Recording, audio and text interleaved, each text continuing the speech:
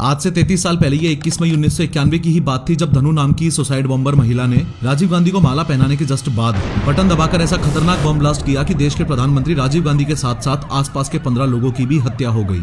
असल में हुआ ये था कि राजीव गांधी की हत्या से 6 घंटे पहले यानी 4 बजे श्रीलंका में लोकेटेड जो इंडियन एम्बेसी थी उसमें एक अननोन कॉल आया और कॉल करने वाले ने पूछा कि क्या राजीव गांधी अभी भी जिंदा हैं। हालांकि राजीव गांधी जिंदा भी थे और आने वाले इलेक्शन के लिए देश भर में रैलियां भी कर रहे थे। इस अननोन कॉल के 2 घंटे बाद यानी शाम को 6 बजे राजीव गांधी विशाखापट्टनम की एक इलेक्शन रैली से फ्री होकर एयरपोर्ट की तरफ जा रहे थे ताकि चेन्नई के पास श्री पेरम्बदूर में होने वाली एक और रैली को अटेंड कर सकें। अब जैसे ही राजीव गांधी विशाखापट्टनम एयरपोर्ट पर पहुंचे तो पायलट ने उन्हें बताया कि वो अभी फ्लाई नहीं कर सकते क्योंकि एयरप्लेन के कम्युनिकेशन डिवाइस में कुछ खराबी है। जितनी देर कम्युनिकेशन डिवाइस सही किया जा रहा था उतनी देर राजीव गांधी वहीं एयरप्लेन के पास बैठे रहे, लेकिन जैसे जैसे टाइम बहुत ज्यादा लगने लगा वैसे ही राजीव गांधी वहां से चल पड़े। आज अटैक वाले दिन यानी 21 मई 1991 को राजीव गांधी ने ये डिसाइड किया कि वो विशाखापट्टनम में ही सरकारी गेस्ट हाउस में रुकेंगे। अपनी टीम के साथ राजीव गांधी का काफिला कुछ ही दूरी तय कर पाया था कि तभी एक पुलिस ऑफिसर बाइक से राजीव गांधी की कार का पीछा करने लगता है। थोड़ी ही देर में उसने राजीव गांधी की कार को रुकवाकर उनको बताया कि एयरप्लेन ठीक हो गया है, अगर आप चेन्नई जाना चाहते हैं तो एयरप्लेन आपका वेट कर रहा है। ये सुनते ही राजीव गांधी ने तुरंत यू टर्न लेकर अपनी कार को इतनी तेजी से दौड़ाया कि उनकी टीम पीछे ही रह गई और बताया जाता है कि वो हवाई जहाज में बैठकर चेन्नई के लिए रवाना भी हो गए। यहाँ ये सुनकर आपको थोड़ा अजीब लगेगा कि अरे ये कैसा प्रधानमंत्री है जो खुद ही गाड़ी भगा रहा है और वो भी इतनी तेज। तो जिन लोगों को नहीं पता उनको बता दूं कि राजीव गांधी ड्राइविंग और फ्लाइंग को लेकर काफी पैशनेट थे। सोर्सेस हैं कि वो अपनी गाड़ी खुद ही चलाते थे और इतनी ज्यादा स्पीड से भगाते थे कि कई बार उनकी सिक्योरिटी टीम तक पीछे रह जाती थी। कहीं जाते थे तो एयरप्लेन भी खुद ही उड़ा लिया करते थे। असल में राजीव गांधी एक ट्रेंड पायलट थे जिन्होंने साल 1970 में इंडियन एयरलाइंस में 5,000 रुपए पर मंथ सैलरी पर जॉब भी की थी और वो मोस्टली दिल्ली जयपुर रूट पर फ्लाई किया करते थे। खैर शाम 8:20 पर राजीव गांधी चेन्नई एयरपोर्ट पर लैंड कर जाते हैं और कांग्रेस वर्कर्स वहां पर उनका बढ़िया वेलकम करते हैं। इन सभी वर्कर्स में से बस एक इस लेडी को याद रखा, इनका नाम मरागतम चंद्रशेखर था। ये कांग्रेस पार्टी से थी, ये फॉर्मर मेंबर ऑफ पार्लियामेंट थी और इस रैली में राजीव गांधी को इन्होंने ही होस्ट किया था। इसके बाद एम्बेसडर कार से राजीव गांधी मरागतम के साथ उनकी कॉन्स्टिट्यूएंसी श्री पेरम्बदूर में एक इलेक्शन रैली को एड्रेस करने के लिए निकल जाते हैं। अभी चेन्नई एयरपोर्ट से राजीव गांधी का काफिला निकला है जो कि यहाँ से लगभग 33 किलोमीटर दूर श्री पेरम्बदूर के इस ग्राउंड तक आना है। हाँ, वही इलेक्शन रैली ग्राउंड जिसमें राजीव गांधी की एक सुसाइड बॉम्बर के द्वारा हत्या होने वाली है। राजीव गांधी के इस ग्राउंड में पहुंचने से पहले चलो हम इस ग्राउंड के लेआउट को समझने के साथ ही ये भी देख लेते हैं कि राजीव गांधी कहां से होकर जाने वाले थे और क्या क्या करने वाले थे। ये वो पूरा ग्राउंड है जहाँ इलेक्शन रैली ऑर्गेनाइज्ड की गई है। इस ग्राउंड में यहाँ पर वो स्टेज है जहाँ से खड़े होकर राजीव गांधी लोगों को संबोधित करेंगे। स्टेज तक चलकर आने के लिए बीच में ये रेड कारपेट एरिया है। स्टेज के पास ही रेड कारपेट एरिया के इस तरफ ये लेडीज सेक्शन है और स्टेज से कुछ दूरी पर रेड कारपेट एरिया के अपोजिट डायरेक्शन में यहाँ पर ये वो सेक्शन है जहाँ राजीव गांधी के स्वागत के लिए लोग खड़े होने वाले हैं। इस स्टेज के बिल्कुल सामने 100 मीटर की दूरी पर ये राजीव गांधी की माँ यानी इंदिरा गांधी की ये बड़ी कार्डबोर्ड वाली मूर्ति है। ओवरऑल इस प्रोग्राम की प्लानिंग कुछ इस तरीके से की गई है कि जब राजीव गांधी यहाँ पहुंचेंगे तब सबसे पहले वो इंदिरा गांधी की मूर्ति को माला पहनाएंगे। उसके बाद इस बैम्बूज की बैरिकेडिंग के बीच मौजूद इस रेड कारपेट एरिया में उनका वेलकम किया जाएगा। आफ्टर दिस वो सीधा मंच पर जाकर भीड़ को एड्रेस करेंगे। याद है मैंने आपको एक लेडी मरागतम के बारे में बताया था जो राजीव गांधी को इस रैली में होस्ट कर रही हैं और उनके साथ उन्हीं की गाड़ी में इस रैली ग्राउंड की तरफ आ रही हैं। उन्हीं का एक असिस्टेंट था जिसका नाम था एजे डॉस और इस इलेक्शन रैली के पूरे अरेंजमेंट और प्लानिंग की जिम्मेदारी एजे डॉस की ही थी। अब डॉस की प्लानिंग के अकॉर्डिंग यहाँ रेड कारपेट एरिया के पास टोटल 21 लोग राजीव का वेलकम करेंगे, जिसमें से ये 3 लोग माला पहनाएंगे और ये 18 कांग्रेस कार्यकर्ता और पत्रकार राजीव से मिलेंगे। ये सब कुछ डिसाइडेड था, लेकिन लास्ट मोमेंट पर मरागतम की बेटी की रिक्वेस्ट पर इस औरत और इसकी बेटी को भी इस एरिया में रहकर एक्स पीएम राजीव गांधी से मिलने की परमिशन दे दी जाती है। यहाँ आपको बता दूं कि इस बच्चे का नाम कोकिला है जो कि आज राजीव गांधी को एक कविता सुनाएगी। इस बात पर भी ध्यान दो कि उस दिन चेन्नई में राजीव गांधी के लिए सिक्योरिटी अरेंजमेंट्स काफी अच्छे थे क्योंकि ऐसा माना जा रहा था कि एक्स पीएम उस ड्यूरेशन में कई टेररिस्ट ग्रुप्स के टारगेट पर ऑलरेडी थे। अब एक बार यहाँ के सिक्योरिटी अरेंजमेंट्स भी देख लेते हैं। इस पूरे एरिया की सिक्योरिटी के लिए आईपीएस ऑफिसर आर.के. राघवन के नेतृत्व में यहाँ पर 300 पुलिस वाले तैनात हैं। रेड कारपेट एरिया में राजीव गांधी से मिलने वाले इन 23 लोगों पर नजर रखने और इनकी मेटल डिटेक्टर से थोरोली चेकिंग करने की रिस्पॉन्सिबिलिटी इन सब इंस्पेक्टर्स और कांस्टेबल्स की है। इस सब इंस्पेक्टर को तलाशी के बाद डिसाइड करना था कि ये लोग राजीव गांधी के वेलकम के लिए इस रेड कारपेट एरिया में खड़े हो सकते हैं या नहीं।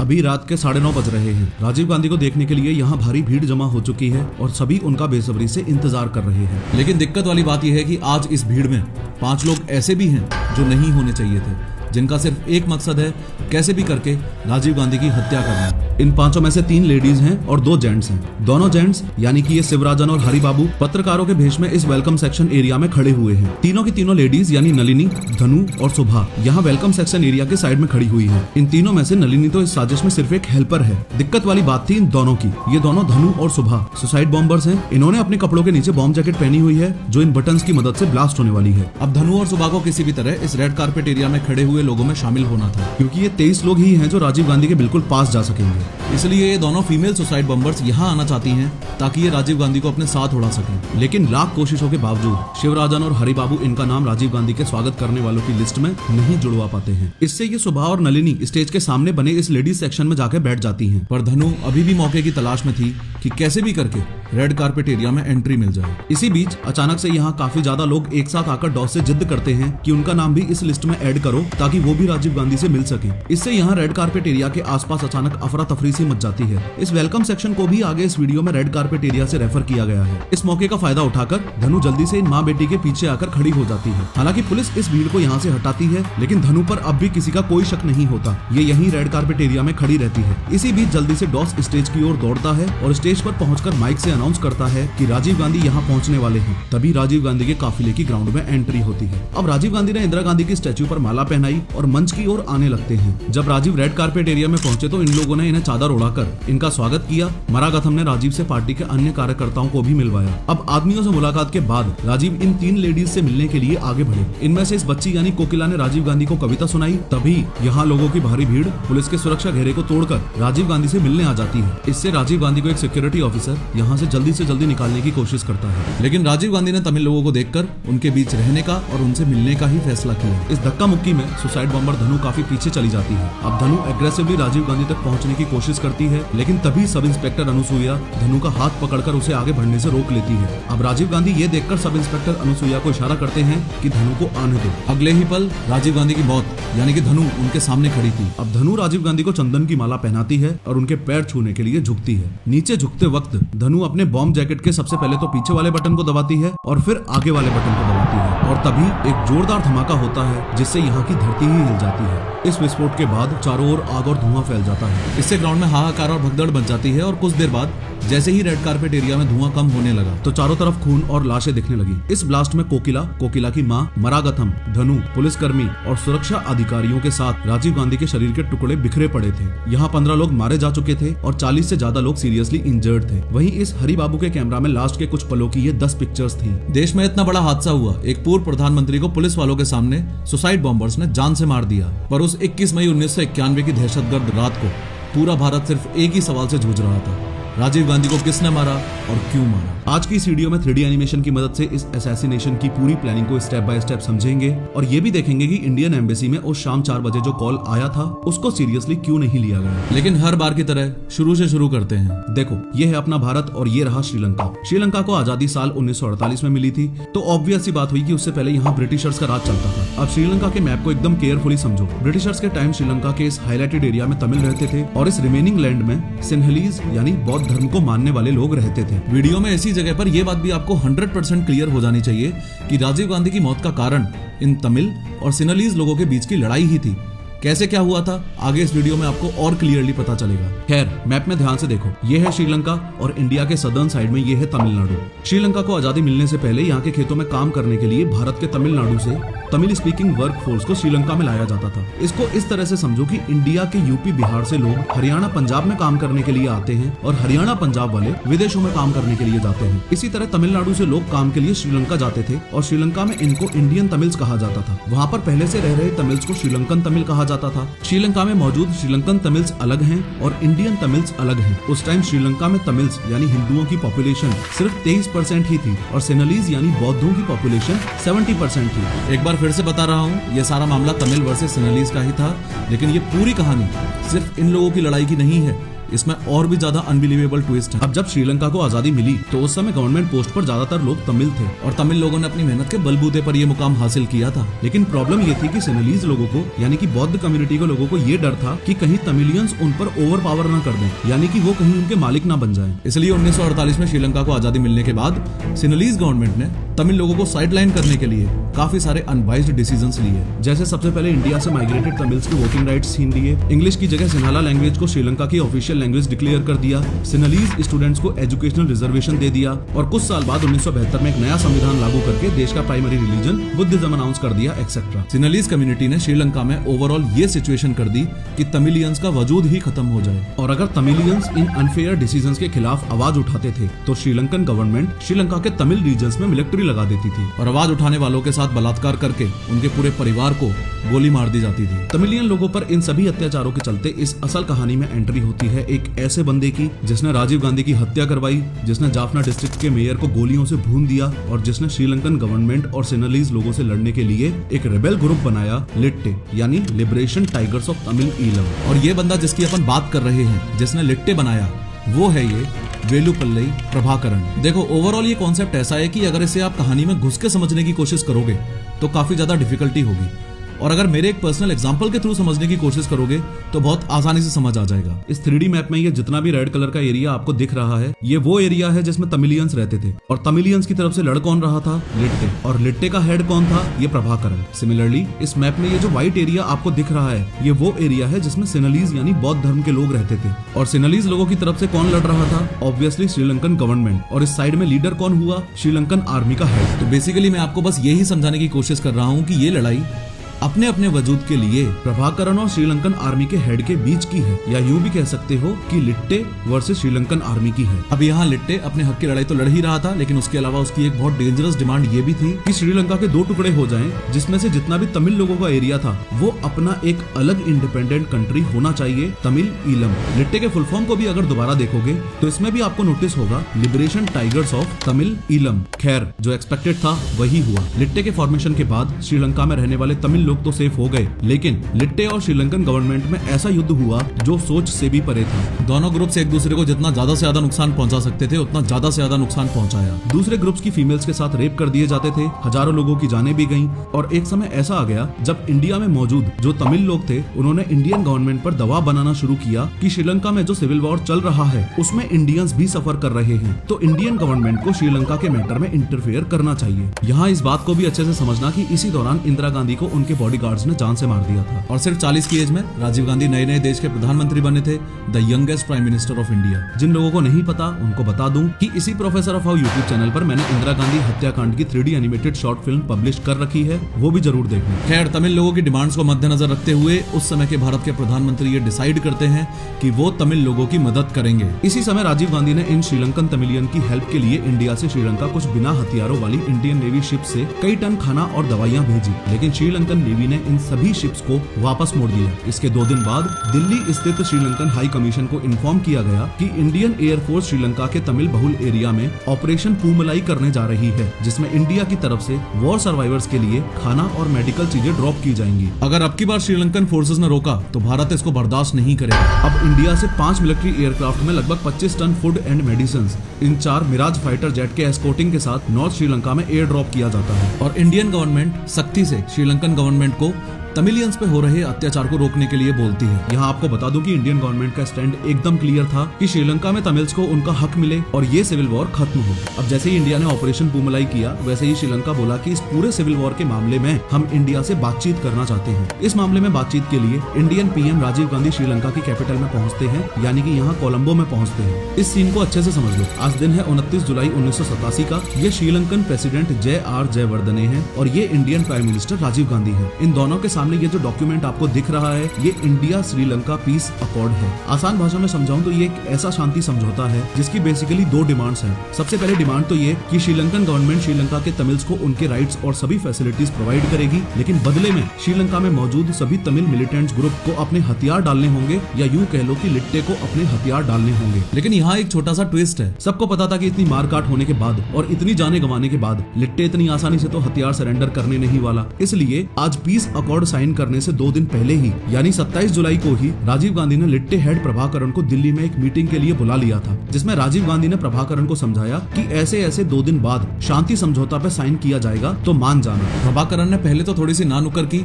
लेकिन उसके बाद वो समझौते के लिए मान जाता है। अब आज यानी 29 जुलाई 1987 को इधर श्रीलंका के कोलंबो में समझौते पर साइन हो गए हैं। लेकिन यहाँ आपको एक बात बता दूं कि कोलंबो में पिछले कुछ दिनों से ब्रूटल राइट्स हो रहे हैं, लेकिन ये राइट्स आज इतने ज्यादा वायलेंट हो गए हैं कि दंगाइयों ने श्रीलंका के प्रेसिडेंट जयवर्धने के घर का एक पार्ट जला दिया। अब इस राइट को रोकने के लिए प्रेसिडेंट जयवर्धन ने राजीव गांधी से कहा कि वो श्रीलंकन फोर्सेस को श्रीलंका के इन तमिल एरियाज में से यहाँ कोलंबो वापस बुलाना चाहते हैं और साथ में इंडियन पीएम राजीव गांधी से इंडियन फोर्सेस का सपोर्ट मांगते हैं। अब आर्मी सपोर्ट के लिए पीएम राजीव गांधी तैयार हो जाते हैं और मात्र 6 घंटे में इंडियन पीस कीपिंग फोर्स यानी कि IPKF इंडिया से श्रीलंका आ जाती है। ये बात सुनने में आपको थोड़ी सी अजीब लगेगी, लेकिन एक्सपर्ट्स मानते हैं कि राजीव गांधी का ये बहुत ही बचकाना डिसीजन था। अगर आप भी इसको अच्छे से विजुअलाइज करोगे तो आई एम श्योर आपको भी कुछ ऐसा ही फील होगा। देखो, ओवरऑल ये लड़ाई बस इस बात की थी कि श्रीलंकन आर्मी वर्सेस लिट्टे की लड़ाई चल रही थी। शांति समझौता साइन करते वक्त जो कोलंबो में राइट्स हुए उनका समाधान करने के लिए श्रीलंकन आर्मी वापस कोलंबो आ गई और खुद के बदले लिट्टे के सामने किसको खड़ा कर दिया? IPKF यानी इंडियन पीस कीपिंग फोर्स। अब इंडियन पीस कीपिंग फोर्स में कौन है? इंडियंस। लिट्टे में भी कुछ मात्रा में कौन है? इंडियन तमिल्स यानी इंडियंस। अब राजीव गांधी के इस एक डिसीजन की वजह से भारतीय नागरिक के सामने लड़ने के लिए खड़ा हुआ था। यहाँ से एक बहुत बड़ी चीज हमको ये भी सीखने को मिलती है कि देश के प्रधानमंत्री के पास एक्सट्रीम डिप्लोमेटिक समझ होना कितना ज्यादा जरूरी है।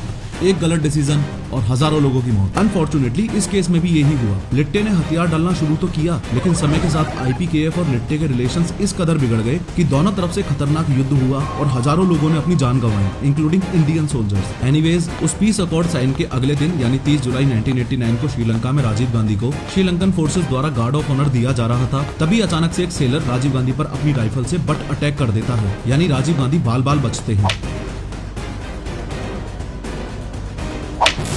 ये पहली बार था जब किसी श्रीलंकन ने राजीव गांधी पर अटैक किया था।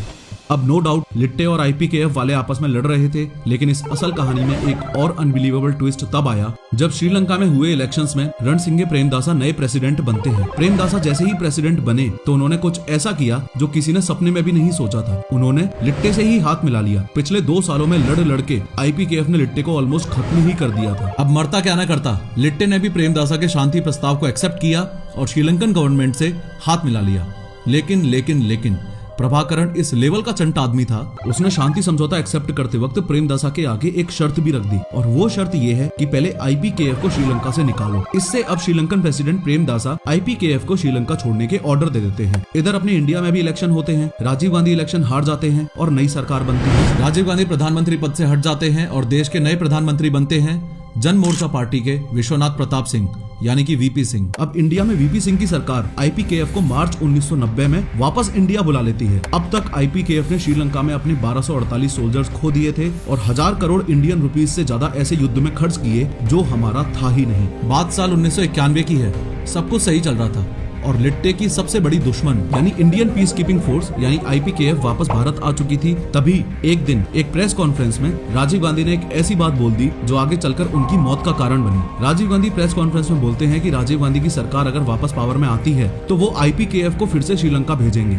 जैसे ही प्रभाकरण ने रेडियो पर यह बात सुनी, उसका खून खोलने लगा। ये आज का ही दिन था जब प्रभाकरण ने यह ठान लिया कि इससे पहले कि राजीव गांधी इलेक्शन जीत के दोबारा पावर में आए, उनका असैसिनेशन करना ही पड़ेगा। फॉलोइंग दिस, प्रभाकरण ने लिट्टे के इंटेलिजेंस विंग के साथ मिलकर ये प्लान बनाया। इस प्लान को एग्जीक्यूट करने के लिए लिट्टे के 9 मेंबर्स, जिसमें शिवराजन, सुसाइड बॉम्बर धनु, सुभा और बॉम्ब एक्सपर्ट मुरुगन भी शामिल थे। इन सबको मई 1991 में एक शिप के थ्रू श्रीलंका से भारत के तमिलनाडु में भेजा जाता है। आगे ये सभी चेन्नई में इस भाग्यनाथ के घर आते हैं। यहाँ आपको बता दूं कि भाग्यनाथ अपनी माँ पद्मा और अपनी बहन नलिनी के साथ रहता है और अपनी प्रिंटिंग प्रेस में लिट्टे के पोस्टर्स और बुक्स प्रिंट करता है। इस पूरे असैसिनेशन का मास्टरमाइंड ये बंदा था शिवराजन। शिवराजन ने राजीव गांधी की हत्या के लिए कई प्लान्स बनाए थे। एक प्लान था नारियल बॉम्ब फेंककर अटैक करना, दूसरा था स्नाइपर अटैक करना और तीसरा प्लान जो फाइनलाइज किया गया वो था सुसाइड बॉम्बर से अटैक में उड़वाना। सुसाइड बॉम्बर्स के लिए इन 3 कैंडिडेट्स को चुना गया था, सुभा, धनु और सोनिया। बॉम्ब जैकेट नलिनी के हस्बैंड मुरुगन ने बनाई थी। मास्टरमाइंड शिवराजन ने सोनिया को दिल्ली भेज दिया क्योंकि राजीव गांधी दिल्ली रहते थे, तो सोनिया वहां पर राजीव गांधी को मारने के सब अरेंजमेंट्स के लिए गई थी। लेकिन दिल्ली में राजीव गांधी को मारना लास्ट ऑप्शन था क्योंकि इस प्लानिंग के दौरान इन सभी लिट्टे मिलिटेंट्स को राजीव गांधी की की श्री पेरुम्बदूर रैली के बारे में पता चल गया था। तो अब शिवराजन इन दो सुसाइड बॉम्बर्स धनु और सुभा को